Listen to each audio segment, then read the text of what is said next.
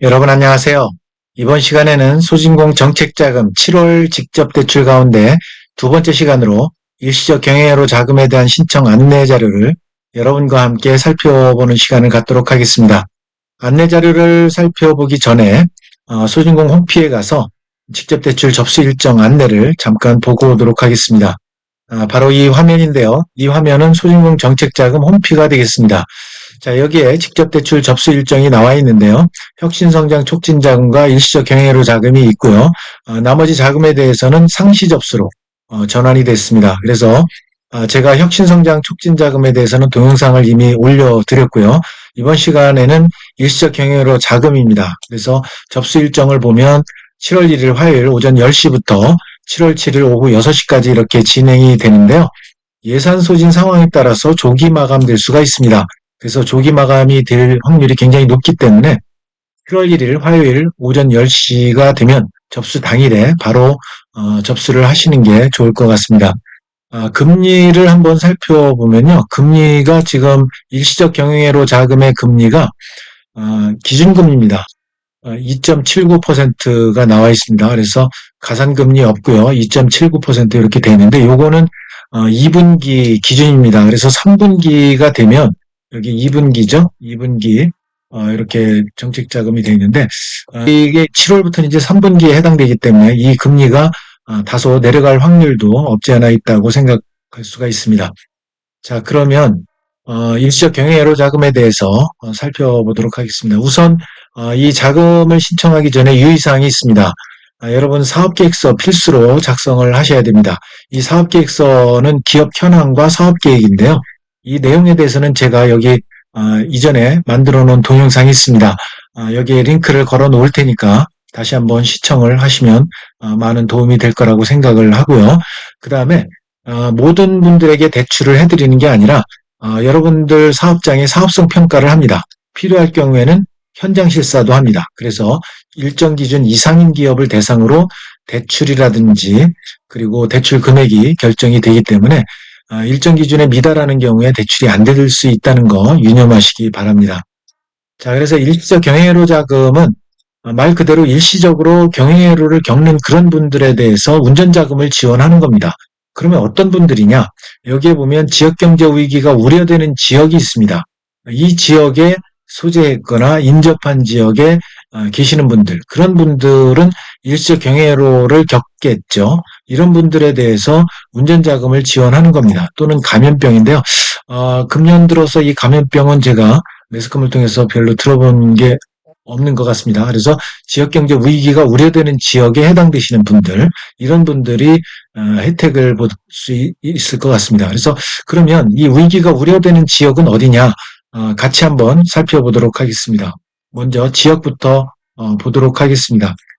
지역을 보면 일시적 경영애로 자금 신청 대상 지역이 있는데요. 첫 번째는 중소기업 특별 지원 지역이 있습니다. 중기부에서 지정한 지역인데요. 여기는 이제 강원부터 시작해서 쭉 있습니다. 이거 한번 여러분들 쭉 살펴보시면 될 것 같습니다. 두 번째는 상권 활성화 구역이 있습니다. 관할 지자체에서 지정한 상권 활성화가 필요하겠다라고 지정한 지역이 있습니다. 서울부터 시작해서 쭉 지역이 있고요. 그 다음에 세 번째는 자율상권 구역이 있습니다. 자율상권 구역이 있는데요. 이것도 관할 지자체에서 지정을 합니다. 그래서 이 지역에 해당되시는 분들 신청하실 수가 있습니다. 그래서 경남부터 시작해서 쭉 있고요. 그 다음에 산업위기 선제 대응 지역이 있습니다. 여수시가 해당이 되겠는데요. 여기에 해당되시는 분들. 그 다음에 울산부터 시작해서 특별 산불이 나서 특별 재난지역으로 지정된 지역이 이렇게 있습니다. 이 지역에 해당되시는 분들. 이런 분들은 이제 위기 지역에 해당되시는 분들이죠. 그런데 여기 보면 5, 6, 7번 정의로운 전환 특별지역이라든지 고용위기 지역이라든지 산업위기 대응 특별지역이라든지 이 지역은 해당 지역이 없습니다. 그래서 요거는 여러분들이 잘 살펴보시기 바랍니다. 자, 그래서 다시 처음으로 돌아가서요.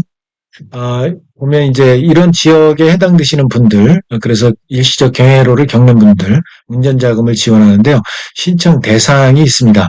신청 대상이 좀 까다롭습니다. 그래서 우선은 연매출이 1억 400만 원 미만이어야 됩니다.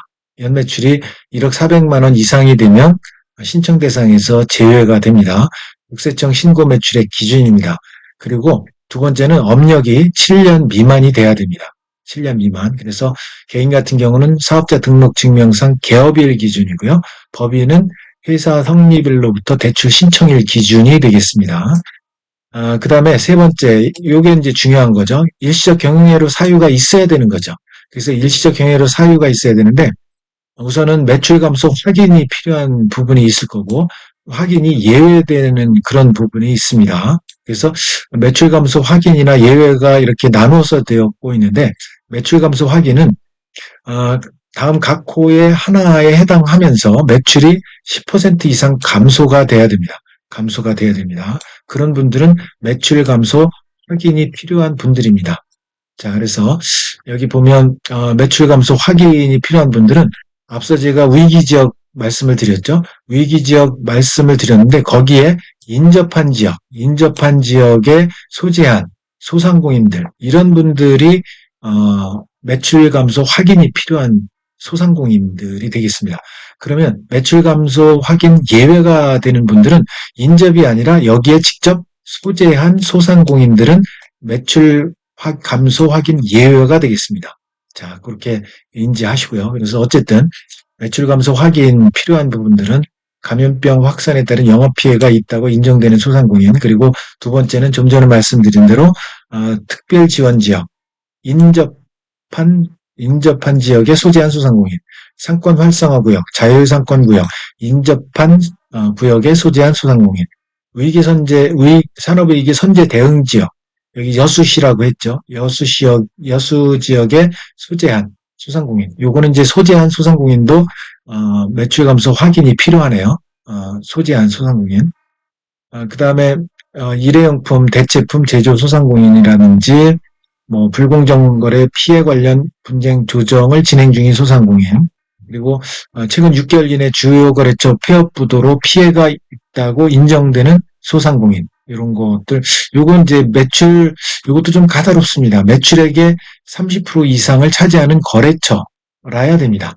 매출액의 30% 이상 차지하는 거래처가 폐업 부도로 피해가 있다고 인정되는 소상공인입니다.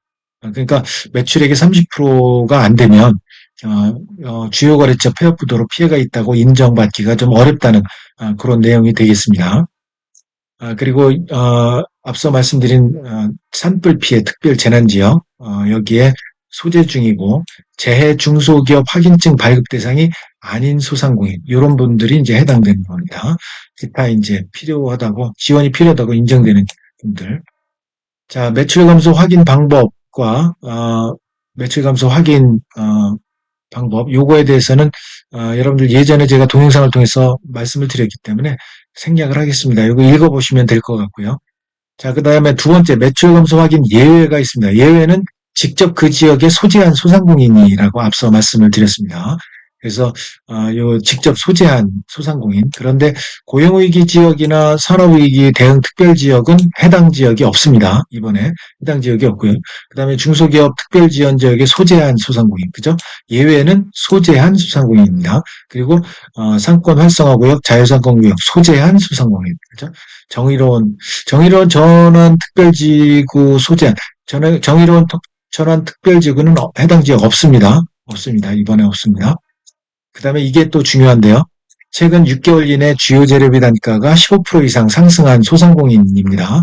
주요 재료비라는 거는 뭐냐 하면 총 재료비 중에 한 개 재료가 재료비의 30% 이상을 차지해야 되고, 또 총 재료비 중에 상위 2개가 재료비 40% 이상, 상위 3개의 재료가 재료비의 50% 이상, 이렇게 차지한 경우가 주요 재료비라고 할 수가 있고, 이런 재료비 단가가 15% 이상 상승한 소상공인입니다. 그래서 상승한 그런 내용은 뭐냐면 주요 재료가 2개 이상인 경우에 6개월 이내 주요 재료비 단가 합이 15% 이상 상승한 그런 경우가 있다는 거죠. 그래서 예를 들어서 주요 재료비 단가 합이 뭐 1억이었다. 그러면 1억 1,500만 원 이상 이렇게 재료비 단가가 올랐을 경우, 15% 이상 상승한 경우, 그런 경우에는 이제 15% 이상 상승한 소상공인으로 돼서 매출 감소 확인 예외가 될 수가 있습니다.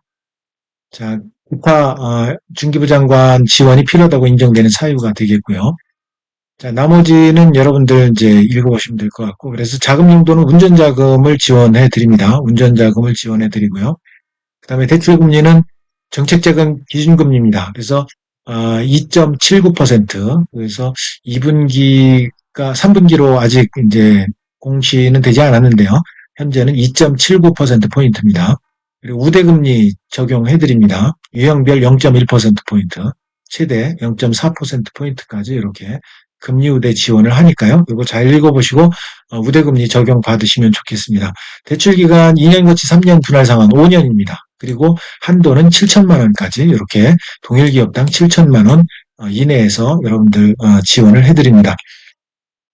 자, 상환 방식은 이제 원금 균등 분할 상환이고요. 융자 절차는 자금 접수 후에 공단이 직접 심사합니다. 소진공에서 여러분들 신청을 하시면 소진공에서 직접 기업 평가, 여러분들 신용 평가 이런 것들을 통해서 대출 실행 결정을 해서 대출을 해드립니다.